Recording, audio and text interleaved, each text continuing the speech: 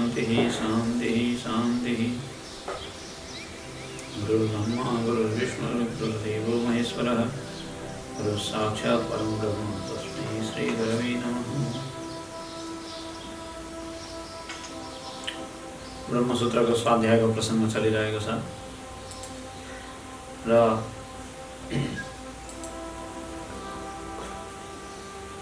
चतुसूत्रीको सामान्य अर्थ हामीले मुख्य प्रसङ्गहरूलाई बताइसकेका छौँ। सबै वेदान्त वाक्य, सबै शास्त्रहरूको, सबै उपनिषद वाक्यहरूको क्रमशः ब्रह्मलाई बताउनुमा नै तात्पर्य छ र सबै दर्शनहरूको पनि अन्तिममा अद्वितीय ब्रह्म बोधनमा नै क्रमशः उनीहरूको पनि समन्वय हुने देखिन्छ भन्ने प्रतिज्ञा भएको छ तत्त्व समन्वयात् भन्ने सूत्रबाट।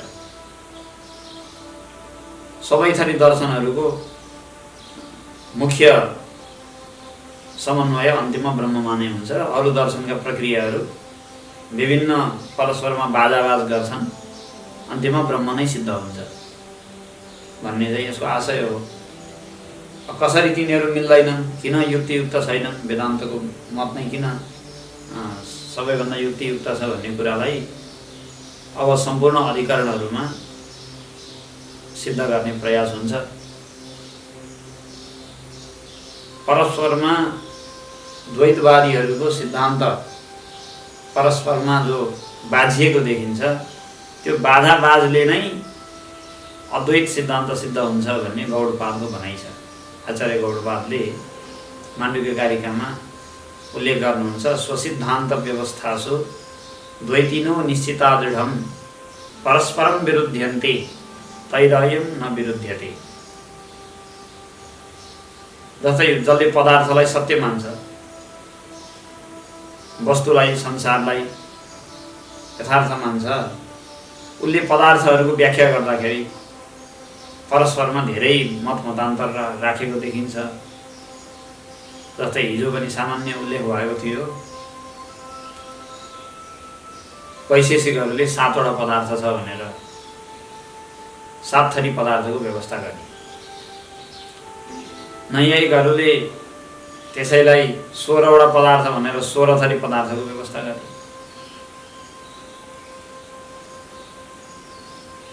अनि बढ्दै जाँदा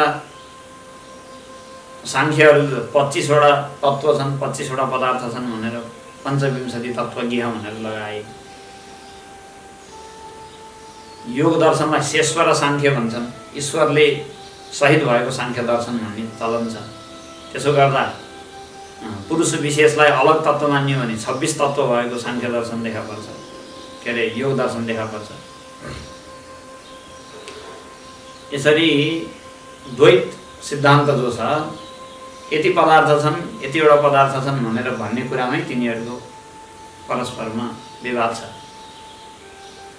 प्रमाण प्रमेय व्यवहारलाई मान्ने, यथार्थ मान्ने, संसारलाई यथार्थ मान्नेहरू नै जब आफ्ना पदार्थहरूको व्यवस्थामा बाजाबाज गर्छन् र उनीहरूले भनेको कुरा निश्चित रूपमा अहिलेसम्म कसको भनाइ चाहिँ ठिक हो भनेर सिद्ध हुन सकेको छैन भनेपछि द्वैतवादलाई सिद्ध गर्ने युक्ति अहिलेसम्म पूर्ण भइसकेको छैन भन्न पर्यो। यदि त्यो युक्ति पूर्ण भइसकेको भए एउटा सिद्धान्त ठिक हुन्थ्यो नि त।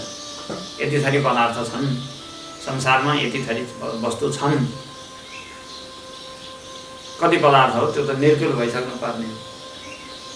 तर अहिलेसम्म कुनै एउटा सिद्धान्तको इदमित्थम यो ठिक हो, ठ्याक्कै अब यो निश्चित भयो, अन्तिम भयो है भनेर अहिलेसम्म निश्चय भएको छैन। आफ्नो सिद्धान्त लिएका छन्, चलेका छन्। तेरो भएन भन्छ एउटाले, अर्कोले तेरो भएन भन्छ, खण्डन गर्छन्। यसरी परस्पर द्वैतवादका विभिन्न दर्शनहरूको विवादलाई आधार बनाएर नै अद्वैतवाद सिद्ध हुने हो।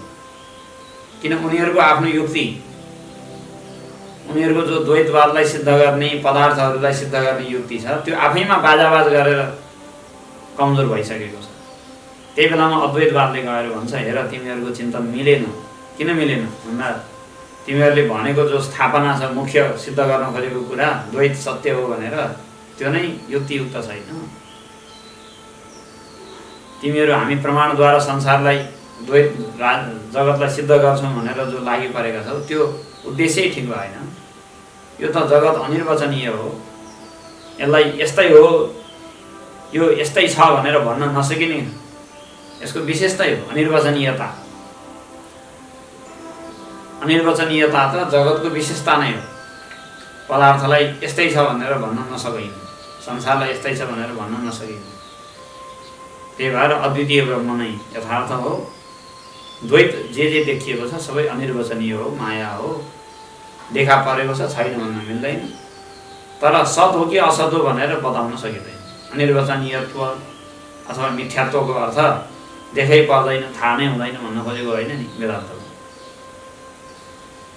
अनिर्वचनीय अथवा मिथ्या भन्नुको मतलब त सत भन्न पनि नसकिने, असत भन्न पनि नसकिने भनेको हो। पारिभाषिक हो मिथ्यात्व वेदान्तको।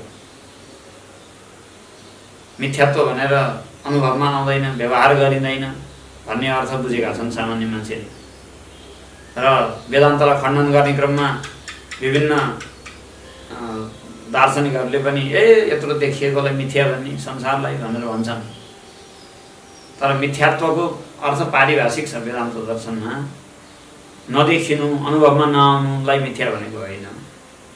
अपितु सत भन्न पनि नसकिनु, असत भन्न पनि नसकिनु।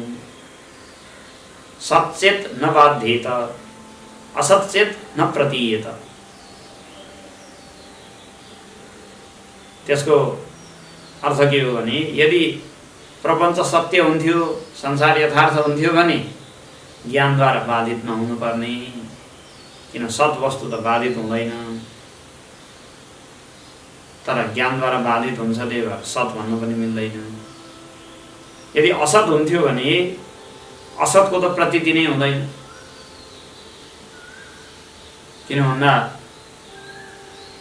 खराएको सिन अथवा आकाशको फूल असत पदार्थहरू यिनीहरू प्रतीति नै हुँदैनन्। असत प्रतीति हुँदैन, सत भए बाधित हुँदैन। तर जगत ज्ञानद्वारा बाधित भएको छ, द्वैत। त्यही भएर यसलाई सत भन्न पनि मिलेन। अनि असत भन्न पनि मिलेन किनकि देखिएको छ, देखा परेको छ। खराएको सिन जस्तो त होइन यो, देखा त परेको छ। त्यही भएर असत भन्न पनि मिलेन। त्यही भएर सत र असत दुइटै भन्न नमिल्ने भन्नेलाई नै अनिर्वचनीय भनिन्छ, निर्वचन गर्न नमिल्ने। सत रूपले पनि निर्वचन गर्न नसक्ने, बताउन नसक्ने। निर्वचन गर्ने भनेको बताउने। असत रूपले पनि निर्वचन गर्न नसक्ने। र यही अनिर्वचनीयतालाई नै मिथ्या भनेको हो। पञ्चपादिकामा आउँछ मिथ्या शब्द अनिर्वचनीयता वचन। पञ्चपादिका पद्मपादाचार्यको भाष्यमाथिको व्याख्या, त्यसमा मिथ्याको पारिभाषिक स्वरूप देखाउँदै भनिएको छ। मिथ्या भनेर अरू अर्थ बुझ्लान्। त्यही भएर मिथ्या भनेको के मात्रै हो भन्दा अनिर्वचनीयता वचन, अर्थात् सत र असत भनेर छुट्याउन नमिल्ने, भन्न नमिल्ने। बस यसकै नाम हो मिथ्या।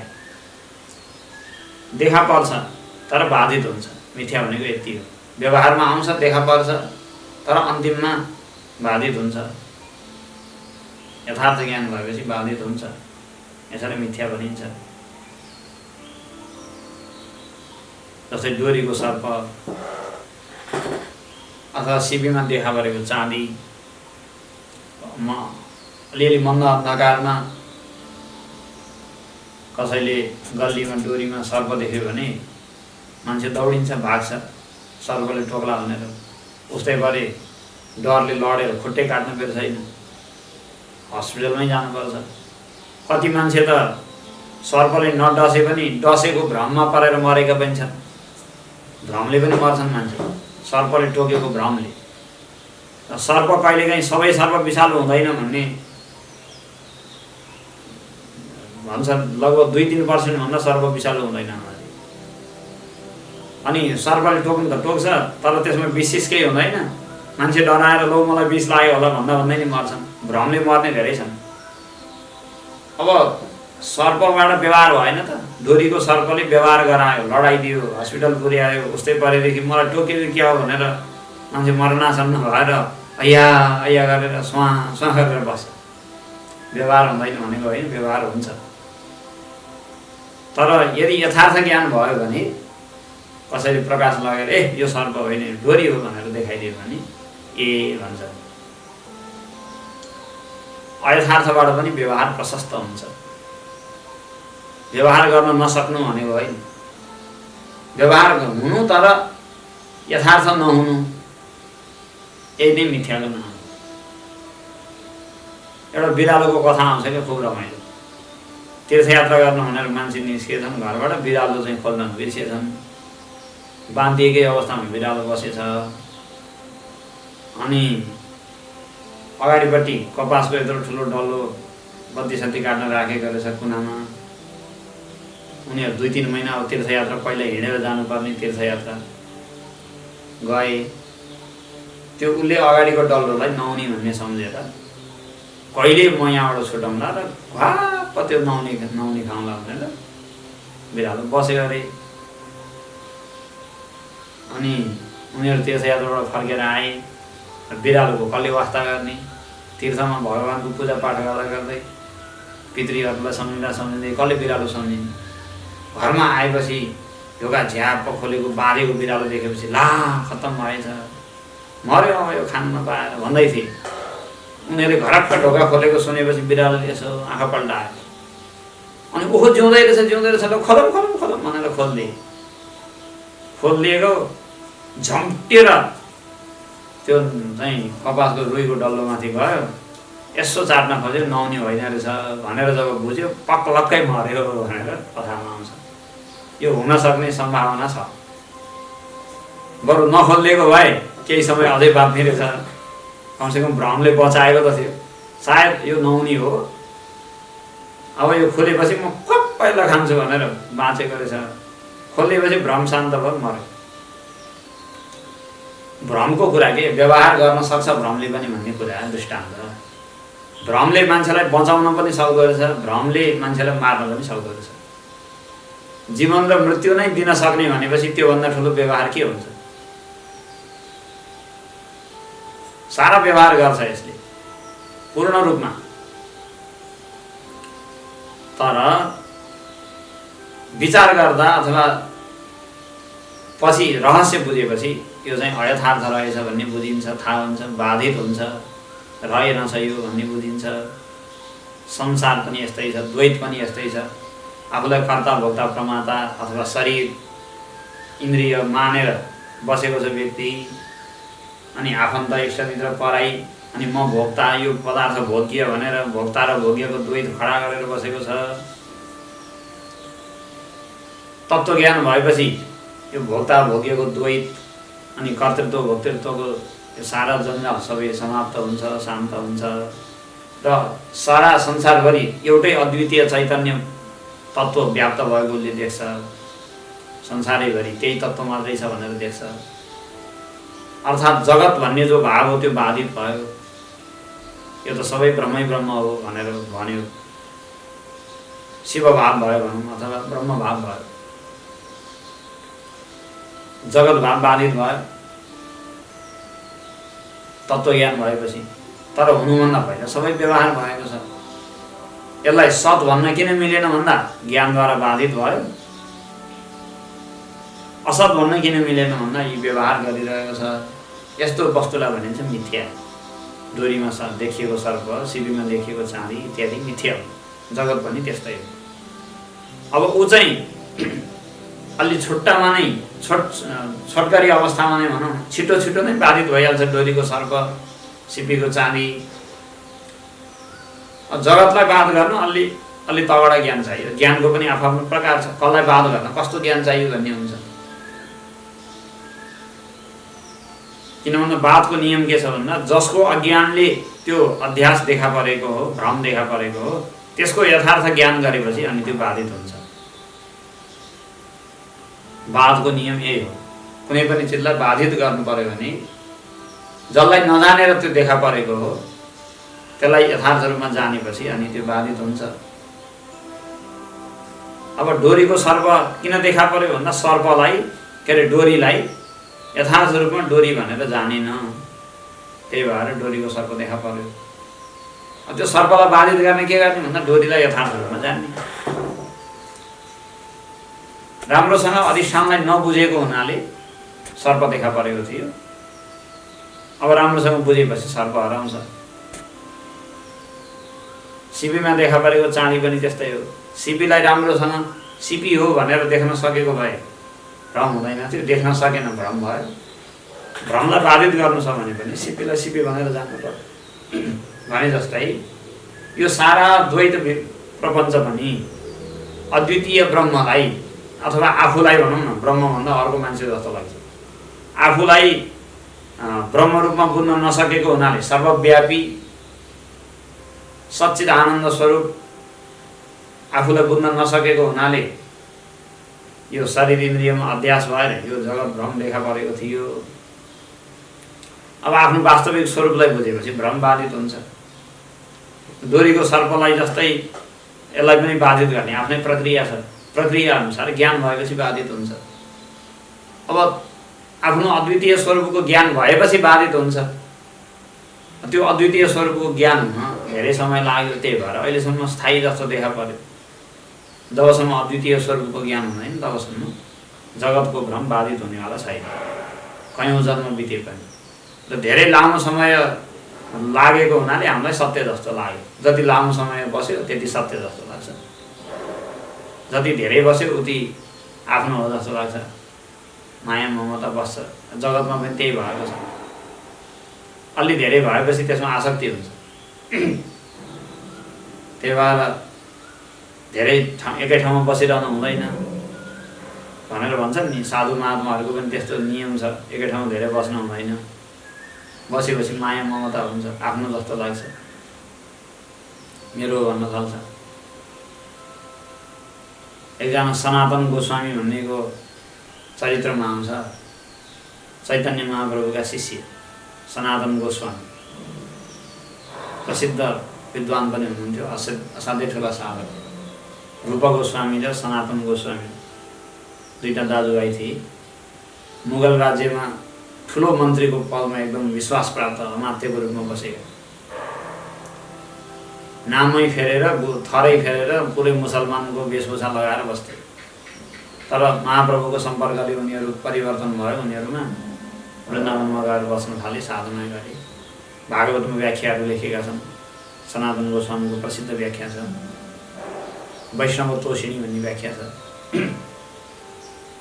चैतन्य महाप्रभुको सम्प्रदायलाई विद्वानहरूमा ग्रन्थहरू लेखेर विद्वानहरूको लागि एउटा ग्रन्थसहित त्यो सम्प्रदायको प्रचार गर्ने काममा यी रूप गोस्वामी सनातन गोस्वामीको ठुलो हात छ। तीमध्ये सनातन गोस्वामीको चाहिँ यस्तो जीवनचर्या देखिन्छ।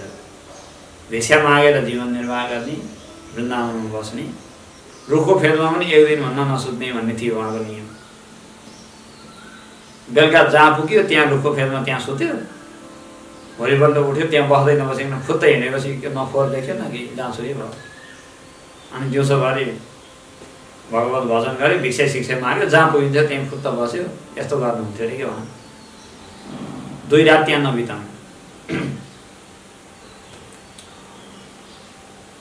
किन भन्दा धेरै बसेपछि त्यसमा आसक्ति, स्नेह, ममता, मेरो भन्ने भाव जम्मै बढ्दै जान्छ।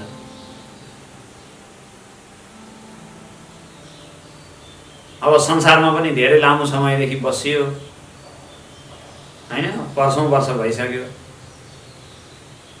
बस्दा बस्दै यो मेरो हो जस्तो लाग्ने, आफन्तहरू जस्तो लाग्ने, यही सबै कुराहरू हुन्छन्।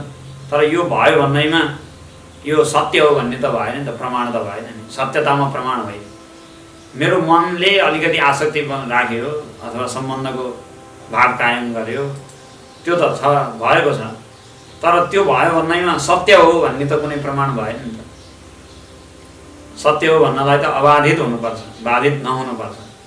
पूर्ण रूपमा अबाधित हो भनेर निश्चय गर्नुपर्छ। तर इन्द्रियले कुनै पनि वस्तुलाई अबाधित हो भनेर निश्चय गर्न सक्दैन। वेदान्तको खण्डन गर्नलाई द्वैतवादीहरूले इन्द्रियलाई प्रमाणको रूपमा प्रस्तुत गर्छन्।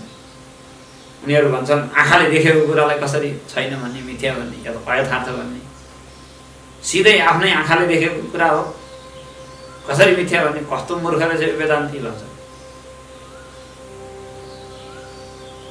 तर यसमा पनि विचार गर्नुपर्ने कुरा छ। आँखाले घटलाई देखाउँदा, आँखाले घैँटोलाई देखाउँदा घैँटोलाई मात्रै देखाउँछ कि यो घैँटो सत्य हो भनेर पनि देखाउँछ?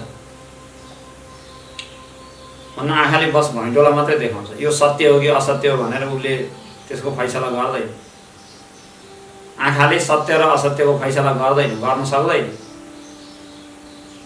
उसलाई त अगाडि आएको चिज देखाउने मात्रै उसको काम हो। डोरीमा सर्प त देखाउँछ, सत्य र असत्यको फैसला त उसले गर्दैन नि त।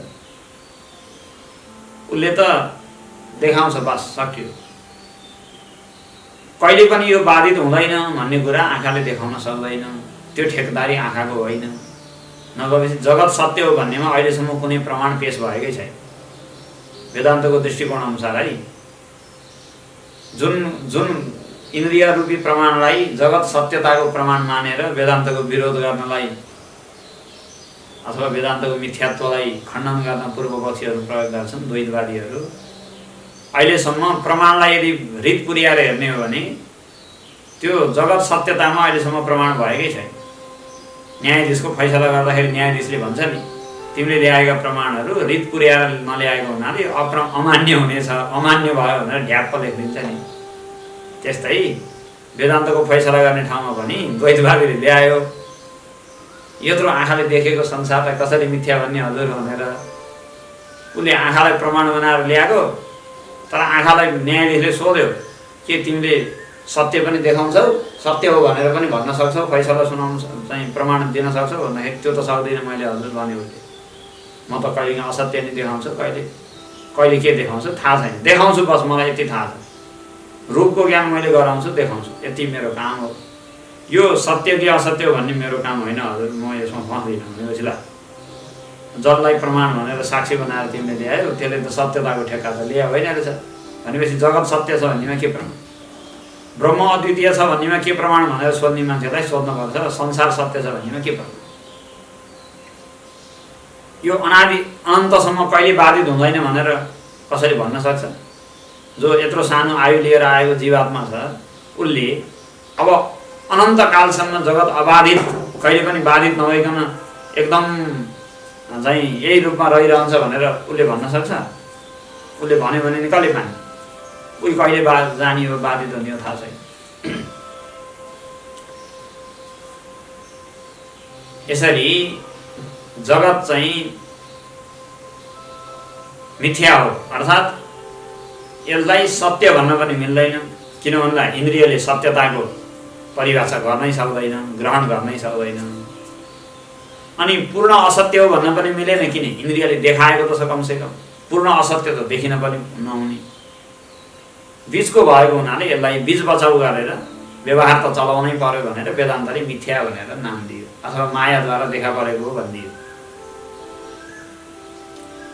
वेदान्तले कुनै मायावादको प्रचार गरेको पनि होइन, देखा परेको छ तर यथार्थ सिद्ध भएको छैन भने के भन्ने त त्यो बेलासम्म भन्दा मायाद्वारा देखा पर्यो भन्ने भनेर गरेको छ।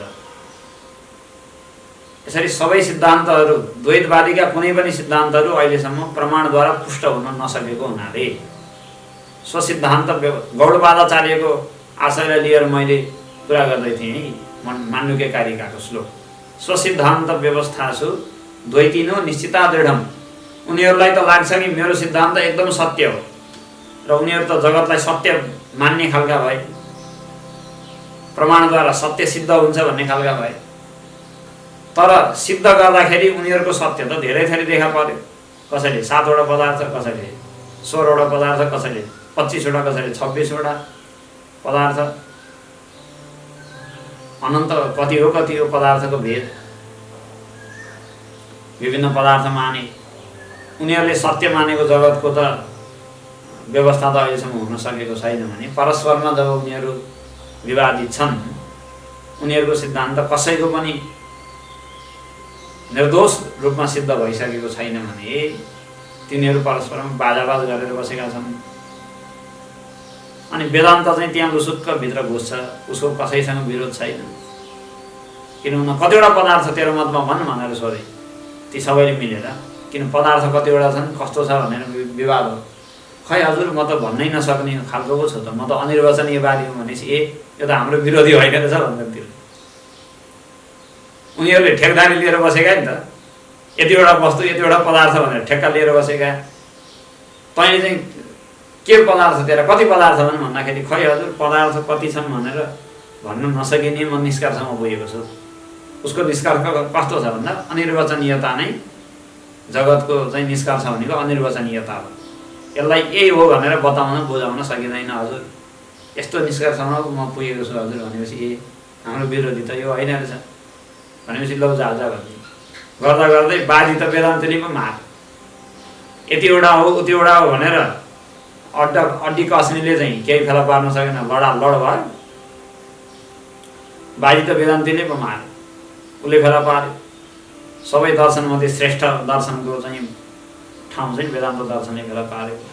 समन्वय भनेको सबै दर्शनहरू वेदान्तसँग बाँध्दैन, अरू दर्शनहरू परस्पर बाजाबाज गर्छन्, तर वेदान्त दर्शन कोहीसँग पनि बाँध्दैन। तैरयम न विरुध्यते, किनकि उसले कुनै विरुद्ध सिद्धान्त बोल्दैन।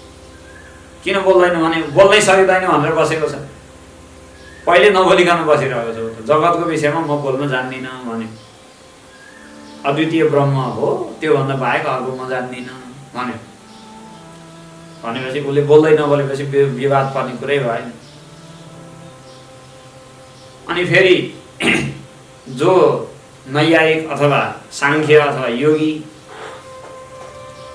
र विभिन्न दार्शनिक जो हो त्यो नै मै हुँ भनेर ऊ बसेको छ भनेपछि आफैलाई आफ्नो खण्डन गर्न मिल्छ। उसको सिद्धान्तमा त नैयायिक पनि उही हो, योगी बनेर चाहिँ भित्र बसेको उही हो, एउटै ब्रह्म अथवा एउटै म, वेदान्तीको दृष्टिकोणमा एउटै म विभिन्न चाहिँ वस्तु पदार्थ व्यक्तिको रूपमा देखा परेको छु भनेपछि अब ती सबैको आत्मा भइसक्यो। सबैको आत्मा भइसकेको हुनाले अरूले त्यसलाई खण्डन गर्न मिल्दैन, किनकि ऊ त म तिम्रो आत्मा हुँ भनेर बसेको छ। तिमी को हो भन्दा म तिम्रो आत्मा हुँ भन्छ। नयाँ उसको कुनै व्यक्तित्वै छैन, अलग भिन्नता उसमा छँदै छैन। म भिन्न हुँ, तिम्रो प्रतिस्पर्धी हुँ भनेको अनि त्यसलाई पिट्न र मार्नु पर्यो।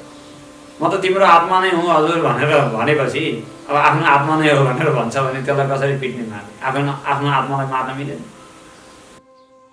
भनेपछि वेदान्तको सिद्धान्त यस्तो छ कि सबैले वेदान्तमा समन्वय नभइकन नमिलिकन उपाय नै छैन। कि आत्मासँग विरोध गर्नु पर्यो, आफैसँग विरोध गर्नु पर्यो, आफ्नै खण्डन गर्नु पर्यो,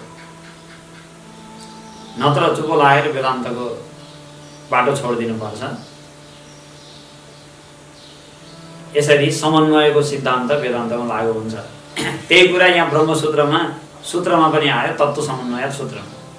अब जिज्ञासा त हुन्छ कसरी समन्वय हुन्छ, यो त माथिबाट भयो होइन। सबै परस्परमा विरुद्ध भएर लडी आफ्नो सिद्धान्त बाधित भयो, बाजाबाज भयो, अन्त्यमा वेदान्तको सिद्धान्त पुष्ट भयो भन्ने कुरा त घोषणा त भयो।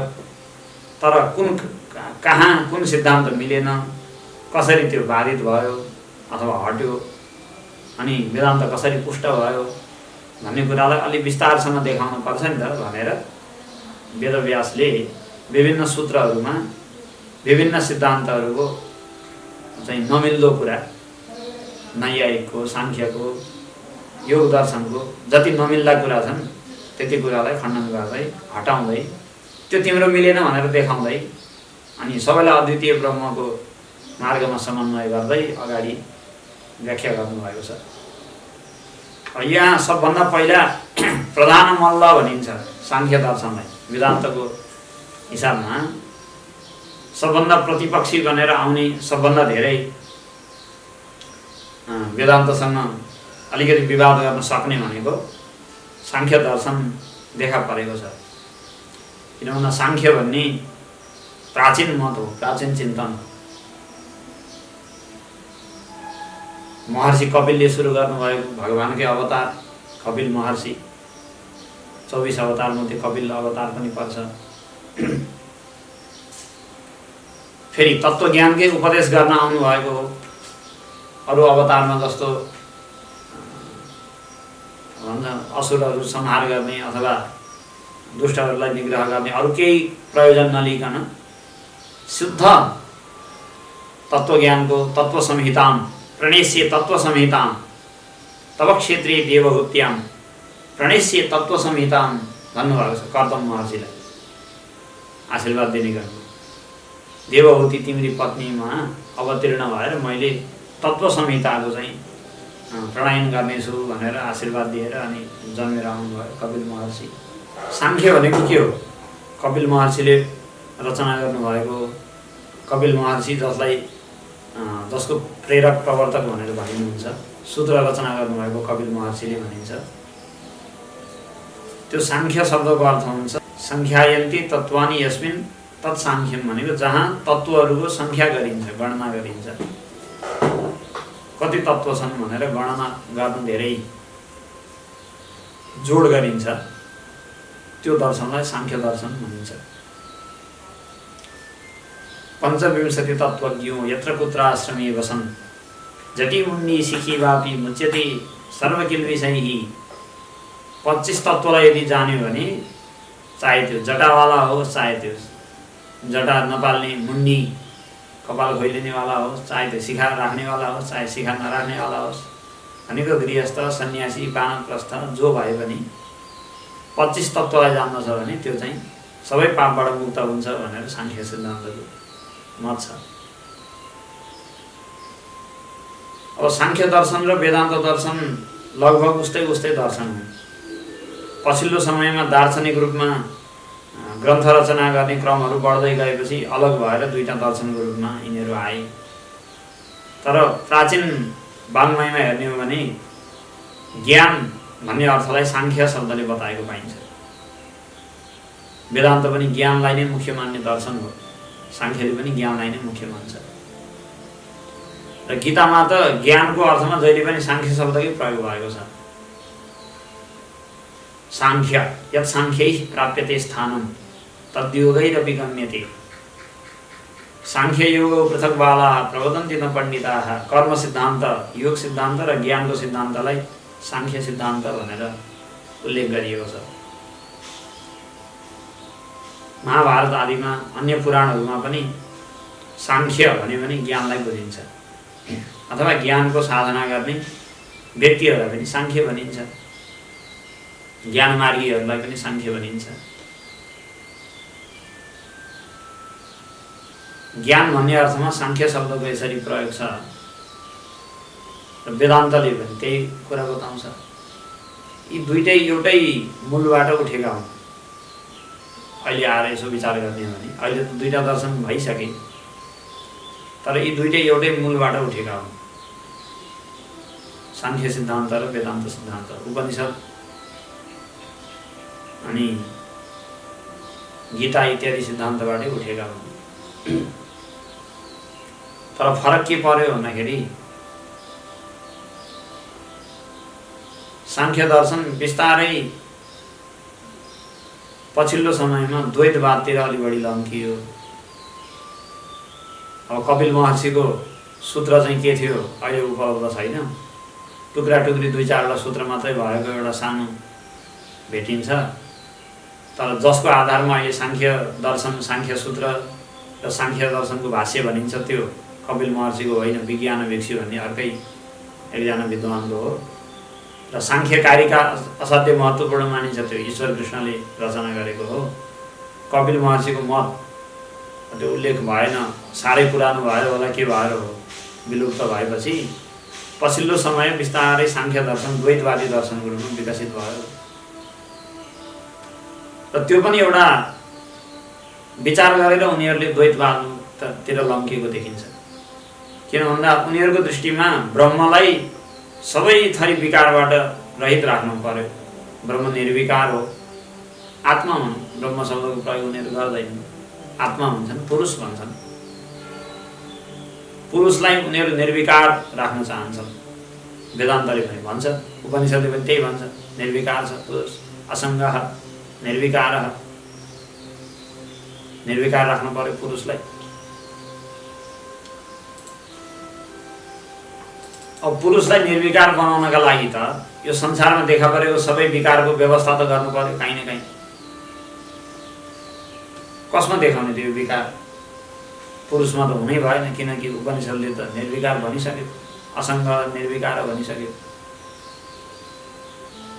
भनेपछि उनीहरूले यसलाई एउटा विकारलाई एक ठाउँमा कहीँ न कहीँ स्थापना गर्नु पर्यो भनेर प्रधान अतिरिक्त तत्त्वको रूपमा प्रधान अथवा प्रकृति, माया भन्ने शब्द प्रयोग गर्न चाहेन, किन माया भन्दाखेरि अयथार्थ भन्ने आयो, यामा जो यथार्थमा छैन त्यो माया हो भनेपछि अयथार्थ भन्ने आउँछ माया शब्दमा। तर यो सारा जगतको जो विविधता छ अथवा जगतको जो चाहिँ द्वन्द्व छ, विकार छ, भेद छ, त्यो सबै थरी भेदलाई एक ठाउँमा कहीँ एउटा कुनै तत्त्वमा जिम्मा लगाउनु पाइयो भने त पुरुषलाई निर्विकार सिद्ध गर्न सकियो भन्ने चिन्तन भएर उनीहरूले त्यसलाई प्रधान भने अथवा प्रकृति भने। प्रकृति सारा संसारको कारण हो, जम्मै संसार त्रिगुणात्मक प्रकृतिबाट बनेको हो, त्यही भएर संसार त्रिगुणात्मक नै छ। सुख दुःख र मोह, सुख सत्वगुण, दुःख रजोगुण, मोह तमोगुण। सुख दुःख र मोह प्रदान गर्छ संसारको पदार्थले, त्यही भएर यो त्रिगुणात्मक छ। त्रिगुणात्मक प्रकृतिबाट नै उत्पन्न भएको हो। सारा संसार प्रकृतिकै खेल हो। ब्रह्मसुख लागेर बस्छ बाहिरपट्टि पुरुष, एकदमै छुँदै छुँदैन, निर्विकार। र बन्धन र मोक्ष जो पुरुषमा प्रतीति हुन्छ, म बाँधिएको छु भन्छ, म मुक्त हुँ भनेर जो भन्छ, त्यो पनि पुरुषले गर्ने होइन, त्यो पनि प्रकृतिले गरिदिने हो। प्रकृतिले नै बन्धन गराइदिने हो अनि प्रकृतिले नै उसलाई मुक्त गराइदिने हो।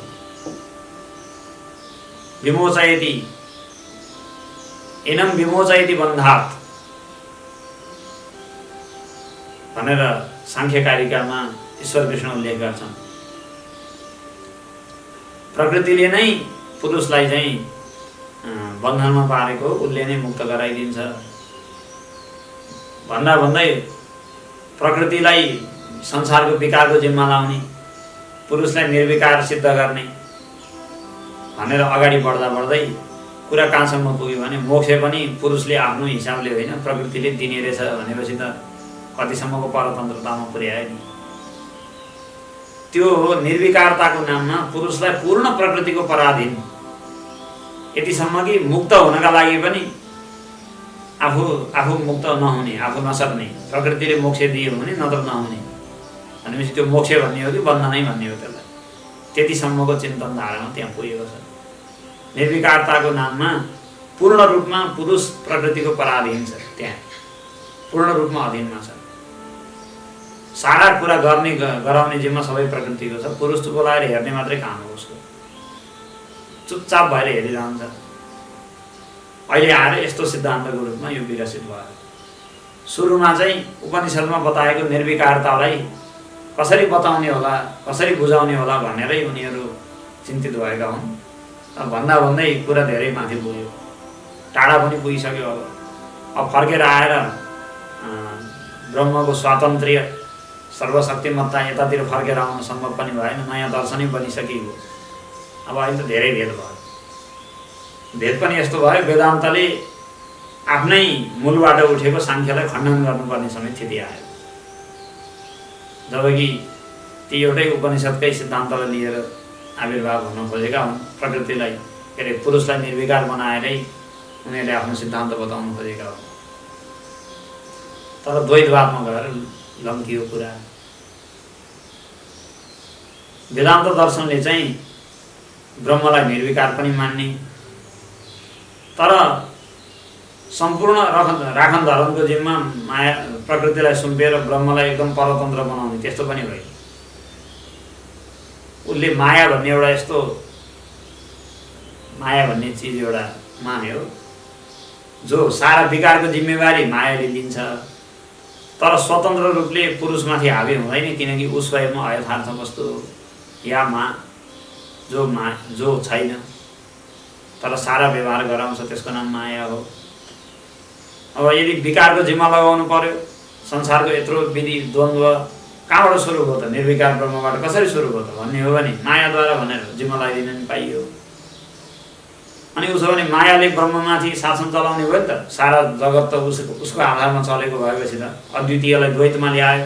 माया कति शक्तिशाली, ब्रह्मलाई नचाउने काम त माया गरेछ भन्छ भने होइन होइन, त्यो त माया हो या जो वास्तवमा छँदै छैन। ब्रह्मभन्दा बाहेक उसको कुनै अलग सत्ता छैन। यसरी मायाको चिन्तन ल्याएको हुनाले वेदान्तमा ब्रह्म निर्विकार पनि छ र पूर्ण स्वतन्त्र पनि छ। पूर्ण रूपमा अछुतो भएर पनि पूर्ण स्वतन्त्र हुनु यो गाह्रो कुरा छ, सजिलो कुरा छैन। पूर्ण रूपमा अछुतो तर पूर्ण स्वतन्त्र। आफ्नो कुरा अर्कालाई जिम्मा लाउने बित्तिकै आफू अछुतो बस्छु, छोइन्न, अर्कालाई जिम्मा लगाइदिन्छु भन्ने बित्तिकै मान्छेको स्वतन्त्रता कम भइहाल्छ बिस्तारै। म कुनै पनि चिजबाट टाँसिन्न भनेर जिम्मा उता लगाउने बित्तिकै जसले जिम्मा लियो उही पो स्वतन्त्र भयो त। जिम्मा नभएको मान्छे त परतन्त्र बन्छ नि बिस्तारै। जस्तै राणाहरूको शासनकालमा राजालाई जिम्मेवारी कम थिएन भनौँ, सारा व्यवस्था राणाहरूले हेर्थे। जम्मै कुराको उनीहरूले व्यवस्था मिलाउँथे, राजा चुप लाएर बस्थे मात्रै। हुँदाहुँदै कस्तोसम्म क्षति आउँथ्यो भन्दा राजाले मेरो भत्ता बढाइदिनु पर्यो भनेर श्री 3 कहाँ गएर भन्नु पर्थ्यो।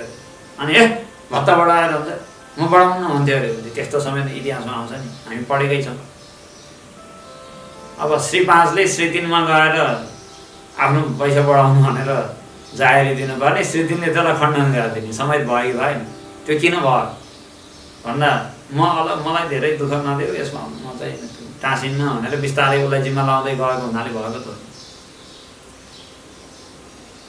यही समस्या साङ्ख्यमा आएको। निर्विकार रूपमा पुरुषलाई राख्ने, आत्मालाई निर्विकार बनाउने, के पनि कुराबाट नटाँसिने, चुपचाप बस्ने बनाउने भन्ने बित्तिकै अर्काले जिम्मा लगाउनु पर्यो, प्रकृतिलाई जिम्मा लगाउनु पर्यो। बस प्रकृति सर्वतन्त्र स्वतन्त्र भइहाल्यो। उसले हेर्दै मात्रै पुग्ने, अरू केही गर्नु नपर्ने। हजुरले हेरिदिन सक्छ, सबै मै गर्छु भने गर्दा गर्दै हजुरलाई मुक्त पनि मै बनाइदिन्छ। हजुरले किन हुन पर्यो भने ल हुन्छ भनेर अहिलेसम्म बसेको बसेछ। अब अर्काले दिने मुक्ति कहाँबाट मुक्ति हुन्छ? अनि अहिलेसम्म बन्धनमा परेर त्यो पुरुष बसेको बसेछ साङ्ख्यको। वेदान्तले एउटा एकदमै के भनौँ यसलाई चतुरतापूर्वक एउटा बीचको बाटो मिलाएको, निकालेको। मायाको चिन्तन भनेको चाहिँ एकदम बीचको बाटो, जसमा विकारको जिम्मेवारी दिन पर्दाखेरि माया हाजिर छ। अनि फेरि जिम्मेवारी लिएपछि ब्रह्ममाथि हाबी होला नि भन्दा होइन, कुनै हालतमा ब्रह्म पूर्ण हो, स्वतन्त्र हो। मायाको कुनै अस्तित्वै छैन, कुनै स्वतन्त्रतै छैन भनेर उसलाई स्वतन्त्रता नभएको नामै माया या छँदै छैन भनेर दिएपछि ऊ पनि हाबी हुन पाएन। ब्रह्मको पूर्णता, स्वतन्त्रता र निर्विकारता दुईटैलाई जोगाएर वेदान्तको चिन्तन अहिलेसम्म चलिरहेको छ। ब्रह्मको त्यो सम्पूर्णतामा, पूर्णतामा अहिलेसम्म कुनै पनि धब्बा लागेको छैन वेदान्तको मत अनुसार। सबैलाई जोगाएर अहिलेसम्म उसले चाहिँ सबै दोषहरूबाट जोगाएर त्यो परम चैतन्य तत्त्वलाई अहिलेसम्म उसले राखेको छ सिद्धान्तमा। अब यहाँ चाहिँ प्रधानलाई नै जगतको कारण हो भनेर मान्ने साङ्ख्य सिद्धान्त मुख्य पहिलोचोटि वेदान्तसँग विवाद गर्न खडा भएको छ। यहाँ इक्षत्यधिकरण भनिन्छ, साङ्ख्यको सिद्धान्तको विमर्श भएको छ यसमा। साङ्ख्य भन्छ प्रधान अर्थात् प्रकृति नै जगतको कारण हो, ब्रह्म कारण होइन। त्यही भएर ब्रह्ममा सम्पूर्ण शास्त्रको समन्वय छ भन्न मिल्दैन, पाइँदैन। तिमीले जन्माद्यस्यतः भनेर जसको लक्षण गर्यौ त्यो पनि प्रधान नै हो, प्रकृति नै हो। किन सारा संसार प्रधानबाटै जन्मिने हो। प्रधान भनेर यो महर्जन प्रधान भनेर त्यस्तो खालको प्रधान बुझ्ने होइन नि। प्रधान भनेको प्रकृति भन्नु पर्यो, प्रधान पनि भनिन्छ साङ्ख्यमा। सर्वोत्कृष्ट सर्वश्रेष्ठ भन्ने अर्थमा प्रकृति।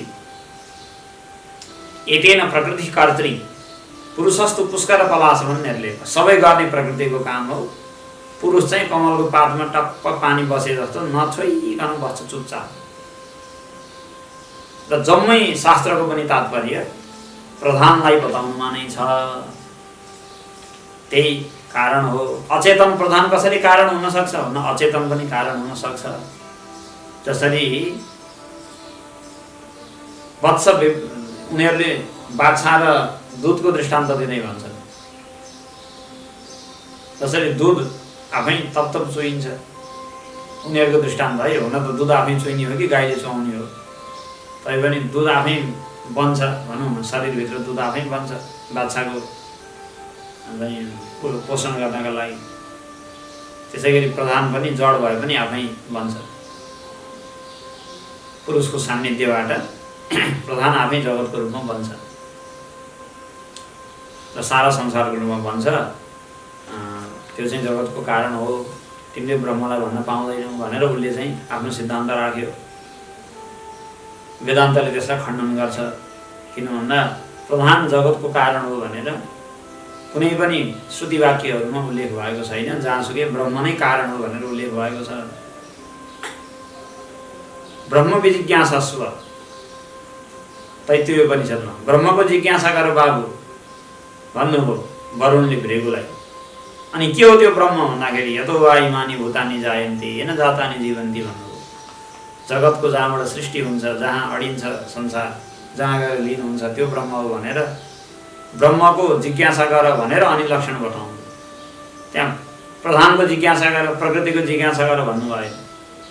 जहाँसुकै पनि वेदान्त वाक्यहरूमा, उपनिषद वाक्यहरूमा ब्रह्मकै लक्षणको रूपमा आएको हुनाले कुनै पनि शास्त्रमा प्रधान संसारको कारण हो भनेर उल्लेख नभएको हुनाले तिम्रो सिद्धान्त मिल्दैन भनेर खण्डन गर्नुहुन्छ। अब यसको विशेष खण्डन मण्डनको कुरा फेरि भोलि अरू प्रसङ्गहरूमा हुन्छ। ओम पूर्णमदः पूर्णमिदं पूर्णात् पूर्णमुदच्यते पूर्णस्य पूर्णमादाय पूर्णमेवावशिष्यते। ओम शान्ति शान्ति।